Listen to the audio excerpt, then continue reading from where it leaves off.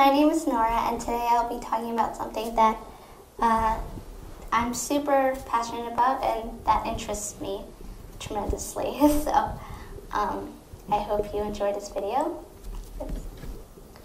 So something we all know is that during the 1960s, America was not only a country but a very divided country.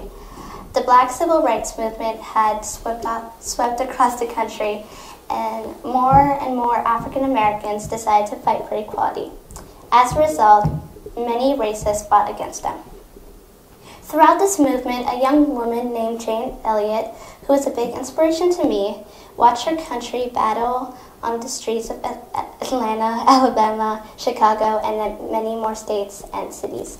Jane was a white teacher from a primarily white town in Iowa.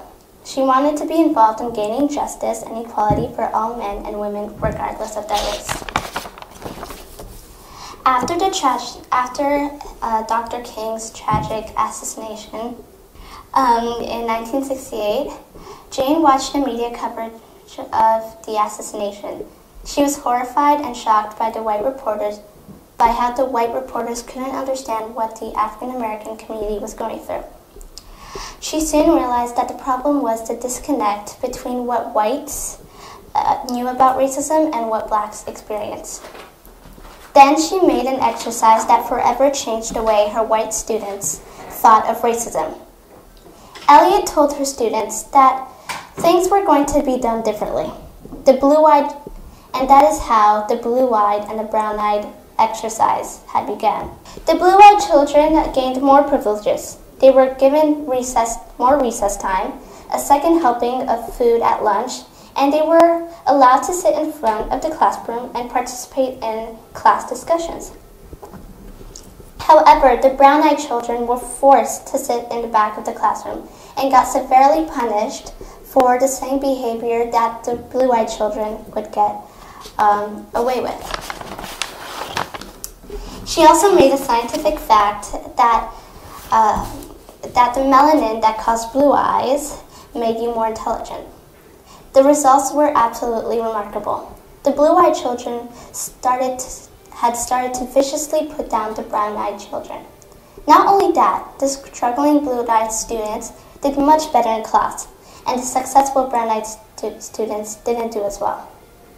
The day after, she reversed the experiment, saying the brown-eyed students were superior to the blue-eyed ones, and everything from that day repeated itself in the opposite ways. To me, personally, this is more than racism. This represents many other big issues based on discrimination. We are not born racist, we are not born sexist, we are not born homophobic, we are not born Islamophobic, we are not born xenophobic.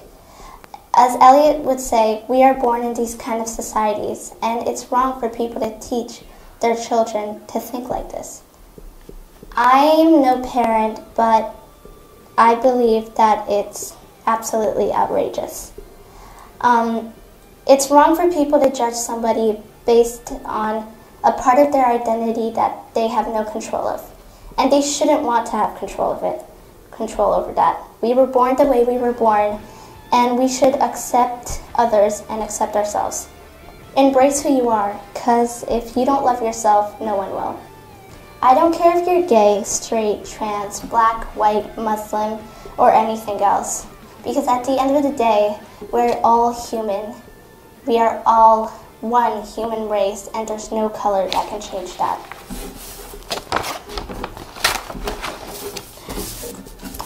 I'm not trying to change the world. I'm simply sharing my perspective and my views on things. And if I've changed the way someone sees the world in a positive way, even in the slightest way possible, I think I've made a difference, and that's enough for me. Thank you.